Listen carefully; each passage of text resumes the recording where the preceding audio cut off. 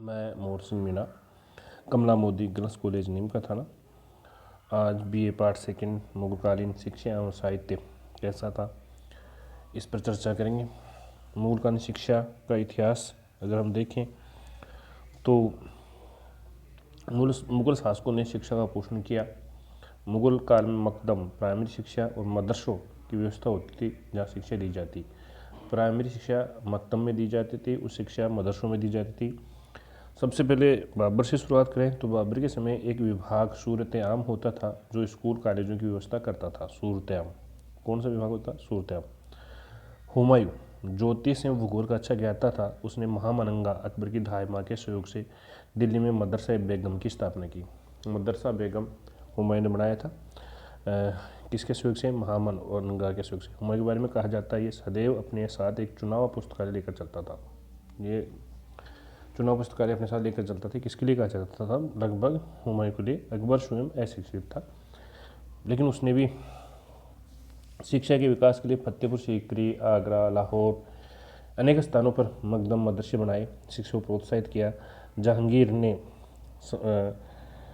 मदरसों और मठों का निर्माण करवाया। इसके लिए उसने घोषणा की कि संपन्न व्यक्ति मृत्यु हो जाती है तो उसकी संपत्ति मदरसों और मठों को दे दी जाए। अकबर के काल में फारसी को बहुत प्रश्रय मिला, संरक्षण मिला। फारसी के अलावा स्थानीय भाषा हिंदवी में भी कागजात रखना बंद कर दिया। शाहजहाँ ने दिल्ली में एक नए कॉलेज का निर्माण करवाया जिसे दारुल बरक्का कॉलेज करवाया था। दारुल बरक्का नाम कॉलेज की मरम्मत भी उसने करवाई थी। मुगल राज परिवार का जो सबसे बड़ा विद्वान था शहजादा, वो था दारा शिकोह। वह विद्वान था, संतों का आदर करता था। और दारा शिकोह की बड़ी बहन थी जहांआरा, वह भी विद्वानों का आदर करने वाली महिला थी। औरंगजेब के समय मकदूम मदरसों की सहायता दी जाती थी, किंतु हिंदू पाठशाला को बंद करवाया गया उसमें। औरंगजेब की निवासी पुत्री जेबुनिसा ने दिल्ली में बैतुल उल उलूम नामक एक स्कूल खुलवाया, जब जात वर्ग के मध्यम वर्ग के लोगों को पढ़ सकते थे। इसमें बैतुल उल उलूम में मकदमों और मदरसों में फारसी भाषा के माध्यम से शिक्षा दी जाती थी। विभिन्न मदरसों में भिन्न भिन्न शिक्षा दी जाती, जैसे लखनऊ का फरहंगी महल मदरसा न्याय की शिक्षा के लिए तथा सियालकोट का मदरसा व्याकरण की शिक्षा के लिए प्रसिद्ध था। व्याकरण के लिए सियालकोट, न्याय के लिए फरहंगी महल। मुगल काल में 3 प्रकार के विद्यार्थियों को उपाधि दी जाती थी। तर्क और दर्शन के विद्यार्थियों को फाजिल, धार्मिक शिक्षा के विद्यार्थियों को आमिल, साहित्य के विद्यार्थियों को काबिल। काबिल साहित्य के विद्यार्थी, धार्मिक शिक्षा आमिल, फाजिल तर्क और दर्शन के विद्यार्थी थे। ट्रेवेनियर ने शिक्षा क्षेत्र में बनारस की बहुत प्रशंसा की। मुगलकालीन मुख्य जो साहित्य, जिसमें बाबर के समय का जो साहित्य है उसमें तुर्क की बाबरी, बाबरनामा तुर्की भाषा में लिखी, बाबर ने खुद ने लिखी, उसकी वो आत्मकथा है। इस बाबरनामा का 3 फारसी अनुवाद हुआ। इस बाबरनामा में तत्कालीन भारत की राजनीतिक, सामाजिक, भौगोलिक स्तर, फूल इनका विस्तृत जानकारी है। इसके अलावा बाबर ने एक नई काव्य शैली भी आरंभ की जिसका नाम था मुबय्यान। बाबर का जो कविता संग्रह तुर्की भाषा में था वो दीवान कहलाता है। ये था बाबरनामा लिखा, मुबय्यान, दीवान। हुमायूं काल में जो साहित्य था उसका मिर्जा हैदर दोगलात, जो हुमायूं का शाही फौज कमांडर था, उसने तारीख रशीदी फारसी में लिखी, जो मध्य एशिया के तुर्कों इतिहास में हुमायूं के काल का विस्तार से वर्णन करता है। तारीख रशीदी मिर्जा हैदर दोगलात में। हुमायूंनामा, हुमायूं की बहन गुलबदन बेगम ने इस ग्रंथ को लिखा। इसमें पहले खंड में बाबर का इतिहास, दूसरे खंड में हुमायूं का इतिहास लिखा।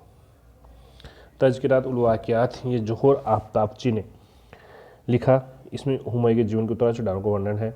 वाक़ियात मुस्ताकी, रिज़कुल्लाह मुस्ताकी ने लिखा। इसमें सूर और लोधी काल के विषय में जानकारी। रिज़कुल्लाह मुस्ताकी ने वाक़ियात मुस्ताकी। अकबर के समय अबुल फजल के अकबर के दरबार में था। उसके समय 59 श्रेष्ठ कवि रहते थे, जिसमें फैजी है, नजीरी है, अब्दुल रहीम खाने खाना है, उर्फ़ी है, गिजाली, अबुल फजल, ये प्रमुख थी। अकबर ने भारत दरबारी इतिहास की परंपरा की शुरुआत की। अकबर के काल में जो साहित्य लिखा गया उसको 3 भागों में बांट सकते हैं: ऐतिहासिक पुस्तकें, अनुवाद पुस्तकें और काव्य और पद्य। ऐतिहासिक पुस्तकों में पहली पुस्तक है मीर अलाउद्दौला कज़विनी द्वारा लिखित नफ़ाइस उल मासीर। मीर अलाउद्दौला द्वारा लिखित कजवनी द्वारा लिखित नफाइज उल मासिर। यह अकबर के समय की पहली ऐतिहासिक पुस्तक है। इसमें 1565 से 1575 की ऐतिहासिक घटनाओं का वर्णन है 10 साल का।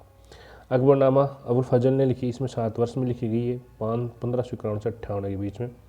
इसमें 3 जिल्द हैं। पहली जिल्द में आइन अकबरी, आखिरी जिल्द के आइन अकबरी है। आइन अकबरी के को 5 भागों में बांटा।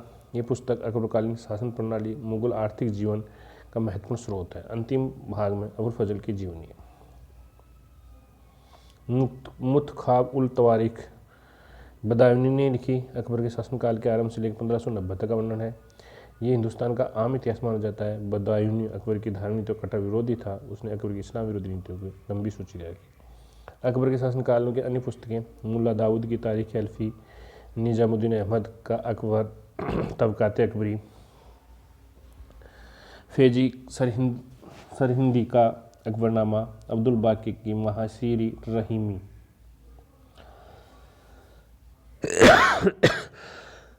अकबर के समय अनुवाद, अकबर का राजकवि फैजी अबुल फजल का भाई अपने समय का श्रेष्ठ कवि था। अकबर ने उसके अधीन एक अनुवाद विभाग की स्थापना की थी। अकबर के आदेश से महाभारत के विभिन्न भागों का फारसी में उसने अनुवाद किया। उनका संकलन कर रजबनामा से किया उसने।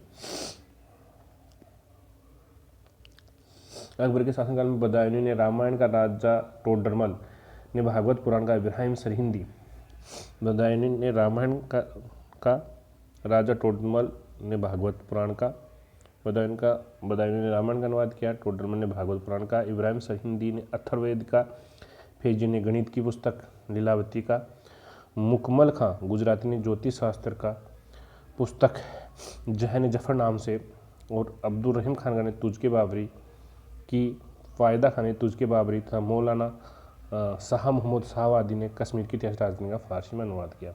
ये प्रमुख अनुवाद थे।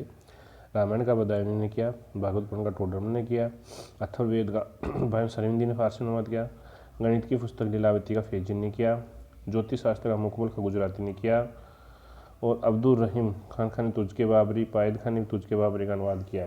कल्हण की राजतरंगिणी का मौलाना शाह मोहम्मद शाहवादी ने किया। इसके अतिरिक्त सियासन 32 पंचतंत्र कलीला दिमना नाम से 32 पंचतंत्र का कलीला दिमना नाम से अबुल फजल ने काले दमन का अयार दानिश या यार दानिश नाम से अनुवाद किया। काले दमन का अयार दानिश, ये यार दानिश। और काल में संभवतः कुरान पहली बार अनुवाद हुआ। काव्य पद्य, अकबरकालीन पद्यकार में सबसे विख्यात गिरजाली था। उसके बाद अबुल फजल का भाई फैजी था। गिरजाली फिर फैजी। अन्य प्रसिद्ध कवियों में निसापुर का मोहम्मद हुसैन नजीरी बहुत अच्छे गज़ल लिखता था। सिराज का सैयद जमालुद्दीन उर्फी उत्बी अपने समय का कसीदों का विख्यात लेखक था। जहांगीर के शासनकाल में साहित्य, जहांगीर के काल में विद्वानों की विस्तृत सूची, मोहम्मद खां बख्शी द्वारा लिखित इकबालनामा जहांगीरी, जहांगीर संग में फारसी भाषा में लिखी गई ऐतिहासिक पुस्तकों में जहांगीर द्वारा लिखित स्वयं की आत्मकथा तुझके जहांगीरी, मोहम्मद खां द्वारा लिखित इकबालनामा जहांगीरी, ख्वाजा काम द्वारा लिखित महासीर जहांगीरी, इकबालनामा जहांगीरी, तुझके जहांगीरी यद्यपि इसने जहांगीर को शुरू किया लेकिन अपने शासनकाल के 16 वर्ष तक कार्य करने के बाद बंद कर दिया। उसके बाद मोहम्मद खान ने शुरू किया, किंतु अंतिम रूप से इस पुस्तक को मोहम्मद हादी ने पूरा किया। जहांगीर ने शुरू किया, 16 वर्ष तक उसको लिखा, उसके बाद मोहम्मद खान ने शुरू किया, लेकिन पूरा मोहम्मद हादी ने किया। शाहजहाँ के समय में शाहजहाँ के समय अनेक इतिहास पुस्तकें लिखी गई, जिनमें दरबारी इतिहासकार अब्दुल हमीद लाहौरी का पादशाहनामा, मोहम्मद अमीन कजवनी का पादशाहनामा, मोहम्मद सागिद का पादशाहनामा, 3 पादशाहनामा है। एक अब्दुल हमीद लाहौरी का है, एक मोहम्मद अमीन काजविनी का है, एक मोहम्मद सादिक का है। इनायत खां का शाहजहाँनामा, मोहम्मद साले प्रमुख है। मोहम्मद अमीन काजविनी शाहजहाँ के समय का प्रथम सरकारी इतिहासकार था, जिसने अपनी पुस्तक में शाहजहाँ के शासनकाल के 10 वर्षों का जिक्र किया है। दारा शिकोह काल का साहित्य, दारा ने अनेक ग्रंथों का भगवद गीता, योग वशिष्ठ स्वयं अपनी देखरेख में फारसी में अनुवाद कराया। दारा का सबसे महत्वपूर्ण कार्य वेदों का संकलन, जिसे उसने ईश्वरीय कृति माना। इसके अतिरिक्त उसने स्वयं तथा काशी के पंडितों की सहायता से 52 उपनिषद सीरे अकबर नाम से फारसी में अनुवाद किया। औरंगजेब के समय साहित्य, औरंगजेब अपने साम्राज्य के इतिहास लिखने के विरुद्ध था, इसलिए गफी खां के मुतखब-उल-तवारीख उन जो शासनकाल और रचनाओं का वर्णन गुप्त रूप से किया। फिर भी औरंगजेब समय की ऐतिहासिक पुस्तकें फारसी में लिखी गई, जिनमें गफी खां का मुतखब-उल-तवारीख, मिर्जा मुहम्मद काजिम का आलमगीरनामा, मोहम्मद साकी का मायसीर आलमगीरी, सुजान राय का खुलासत-उत-तवारीख, ईश्वर दास का फुतवात आलमगीरी, भीमसेन बुरहानपुरी का नुक्शा-ए-दिलखुशा भीमसेन बुरहानपुरी का खुलासत-उत-तवारीख, सुजान राय का फुतवात आलमगीरी, ईश्वर दास का। जबकि काल में मोहम्मद साकी द्वारा लिखी गई मायसीर आलमगीरी को डॉक्टर जदुनाथ सरकार ने मुगल राज्य गजेटियर कहा। मायसीर आलमगीरी को औरंगजेब अनेक अरबी ग्रंथों की सहायता से फारसी में एक न्याय और कानून की पुस्तक फतवाए आलमगीरी का भी संकलन करवाया। इसे भारत में रचित मुस्लिम कानून का सबसे बड़ा डाइजेस्ट संक्षिप्त पुस्तक माना जाता है। संस्कृत साहित्य अकबरी शासनकाल में प्रसिद्ध जैन विद्वान पद्म शंकर ने सर्वप्रथम फारसी में संस्कृत का एक शब्दकोश फारसी का प्रकाश नाम से तैयार किया।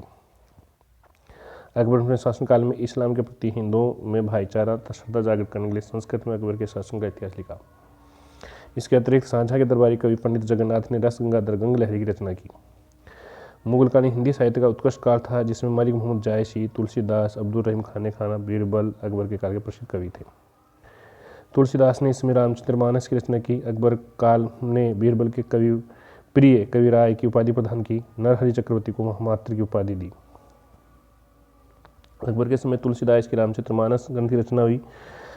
रामचरितमानस को जॉर्ज गेर्श ने उचित हिंदुस्तान के करोड़ों लोगों की एकमात्र बाइबल बताया। जहांगीर के समय सूरदास ने अशराफ के सर्वश्रेष्ठ कवि सूरसागर की रचना की। बूटा वृक्षराज नामक हिंदी कवि जहांगीर के विषय कर पात्र थे। जहांगीर के समय का श्रेष्ठ कवि केशवदास था।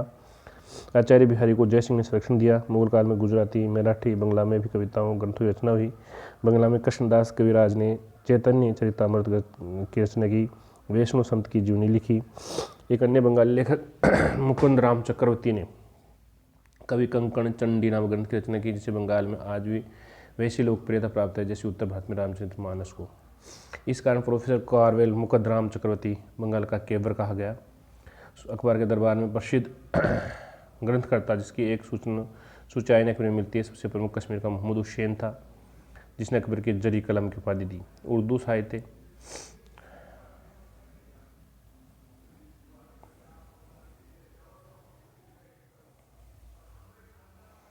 उर्दू का जन्म संतत काल में हो चुका था। आरंभ में इसे जवान हिंदवी कहा जाता था। अमीर खुसरो पहला विद्वान था जिसने उर्दू को अपनी कविता का माध्यम बनाया। सर्वप्रथम दक्षिण के सुल्तान ने इसे प्रोत्साहित किया। मुगल बादशाह मोहम्मद शाह ने 1748 में पहला बादशाह था जिसे उर्दू को परिचय दिया। इसके प्रोत्साहन के दक्षिण के कवि वली को बुलाया। कलंद उर्दू को रेख्ता भी कहा जाने लगा। ये था मुगलकालीन शिक्षा और साहित्य। ओके, थैंक यू, धन्यवाद।